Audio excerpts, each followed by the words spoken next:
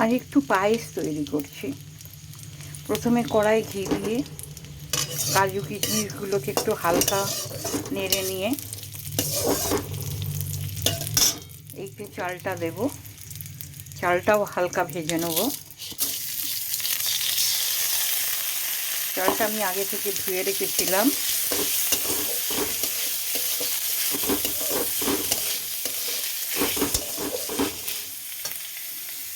এখানে দুধটাও ঘন করে রেখেছি।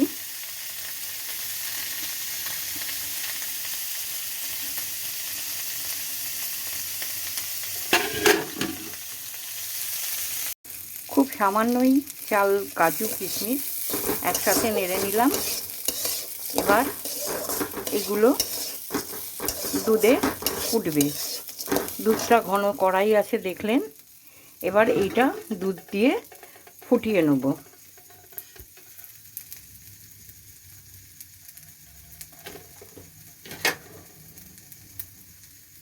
চাল কাজু কিশমিশ এবার এই দুধে ফোটাতে দিয়ে দিয়েছি।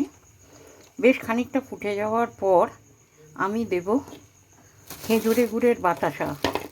এই যে বাতাসা কিনে এনেছি, এই বাতাসা আমি ওই দুধে দেব। আমি পাটালি গুড় বা অন্য কিছু দিয়ে করি না। এই বাতাসা দিলেই যেমন রং হয় তেমন স্বাদ হয়। আমি যে পায়েস করি সেই পায়েসের ভাগ অনুযায়ী আমি সব কিছু দিই। আমি যেমন এখানে আমুলের দুধ নিয়েছি, 3 প্যাকেট দুধ নিয়েছি। 3 প্যাকেট দুধে আমি 75 গ্রাম চাল দিচ্ছি।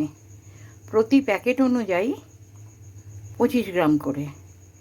কথাতেই আছে পায়েস হবে, চাল হবে সেরে 6 টাক।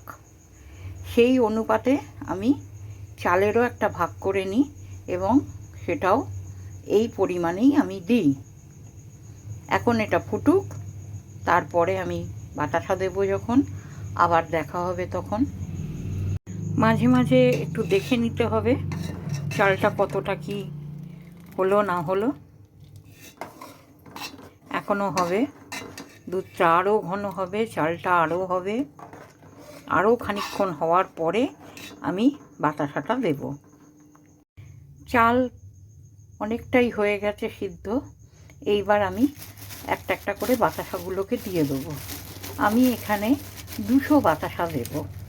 3 প্যাকেট দুধ, 75 গ্রাম চাল, কাজু কিশমিশ এবং 200 গ্রাম বাতাসা।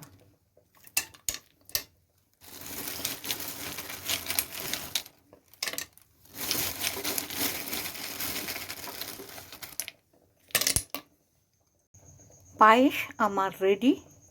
ঠান্ডা হলে পায়েসটা জমে যাবে।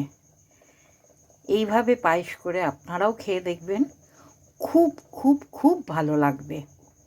আমি তো এভাবেই করি। আর আজকের পায়েস তৈরি করার কারণটা হলো আমার ছেলের আবদার। শীত পড়তে না পড়তেই তার আবদার নাম্বার 1, একদিন পায়েস করো, এবং সেটা আজকেই করো। ওকে, আবার পরে দেখা হবে, কথা হবে।